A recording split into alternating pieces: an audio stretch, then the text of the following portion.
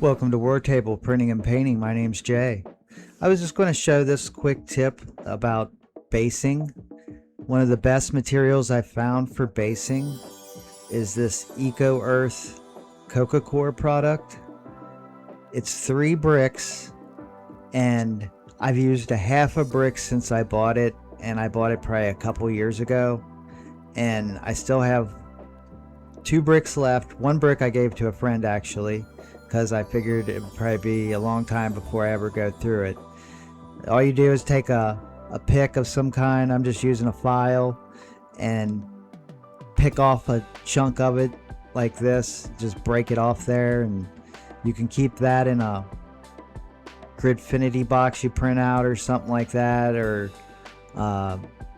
Ziploc bags or stuff like that. Anything you could keep the extra in. But you just take some of this. All you have to do is take a little glue, pour out a little glue onto your paper. So you just take a popsicle stick and take some of the glue off of that paper and just start working it onto the base. And you don't even have to be super clean about it. If it gets on the base at all, you can just wipe it off with your finger and it's not a big deal. Even if it gets a little bit on the model, you can wipe it off with a brush or a wet brush or something, and then clean your brush off or whatever. Just use an old dirty brush to do it or whatever.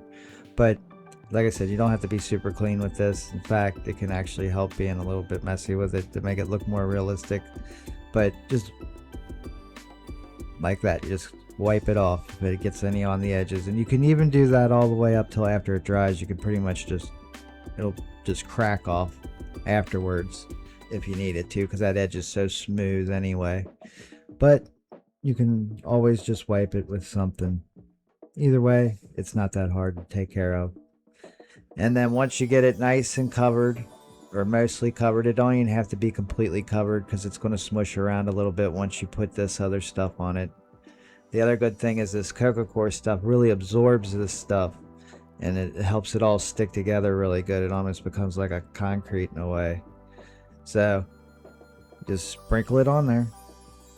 Just smash it in a little bit if you have to, just to get it all smushed in there good.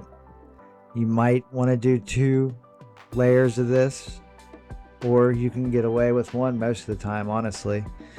And then when you paint it, that'll also cause it all to adhere, because it's going to soak up the paint and everything else. And then paint's just like, that's basically acrylic paint's just plastic paint, so that just turns into a nice solid then that holds it all together and makes it look really nice.